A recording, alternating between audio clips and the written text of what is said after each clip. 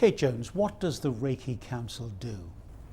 Well, one of the things that the Reiki Council has been doing over the recent years is to bring together lots of different branches of Reiki so that we could talk together about the standards that are needed for people who are working with giving treatments to the public. And was there a great need for this? There was, because before the Reiki Council started, the different schools of Reiki were all kind of doing their own thing, and some of them were going off in different directions. So what was really good was to bring people together and start to really talk together and share our understanding of Reiki so that there was more cohesiveness really in the practice. And does that still allow some organisations to go off in different directions, as you put it? Absolutely. Yes, we totally respect that there are differences between the different styles of Reiki, but what we are really clear about is that there are some things that people who are working with the public need to be doing together. You know, they need to be maintaining certain standards. So. And that's important if you're going to work within an integrated health setting, that you do have these standards. Exactly. If we're working in an integrated setting, it's so important that we can be trusted as practitioners. And in order to be really trusted, it's good if we have common standards. And how does Reiki benefit people in an integrated health setting?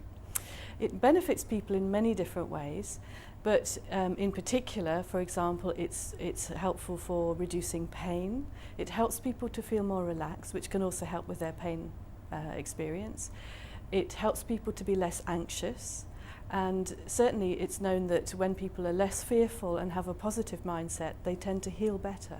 So it can actually help for conventional treatments to work even better and people to recover more quickly.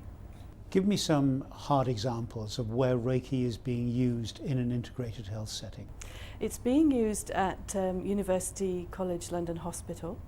They actually have a Reiki practitioner who's employed in the oncology department there.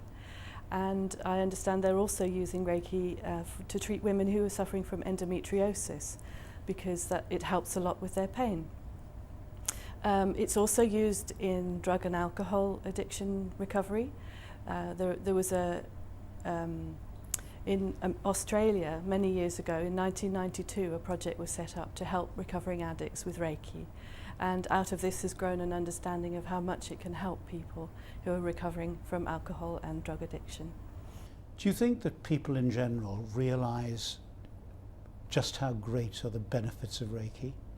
I think it's a kind of quiet revolution that gradually people are realising. I think often when people have experienced Reiki for themselves, they understand how beneficial it can be. But I do understand that people are still quite wary of something that seems to be so out of the ordinary in some ways. There's not a lot of clinical research about Reiki yet because it's still quite new, especially in this country. And is there clinical research going on? There is, yes, there is. Most of it at the moment is in America, which is where Reiki has been practiced for longer than in the UK. But certainly, you know, there are studies that are beginning in the UK, and there's a real interest in showing people how effective Reiki can be. In an ideal world, how would Reiki fit into an integrated health system? I think Reiki would be really beneficial alongside conventional treatments, alongside conventional medicine of all sorts, yes, because it can help to support medical practice. It helps, for example, it helps wounds to heal more quickly, it helps pain to be reduced, as I said, and it can enhance and helps people to feel more relaxed and at peace with their treatment. And also at the end of life, Reiki can be helpful to help people be more peaceful as they face their end. Generally, do you feel that you bridge the divide between alternative healthcare and more traditional healthcare? I would say that we're more complementary than alternative. We don't diagnose, and so it's really important that there are other medical practitioners who are doing that. What we do is to support people in their healing path, if you like. So I think it's something that's still evolving, and we are also hoping to help practitioners to move into more integrated settings by offering some assessment service or evaluation of their skills. What are the key achievements of the Reiki Council, and what future plans do you have? Well, we got involved in developing national occupational standards for Reiki practitioners, which was revised a couple of years ago and has now become part of the complementary and natural healthcare national occupational standards. We've spent several years working on developing a core curriculum to help Reiki practitioners move into public practice, working with the public.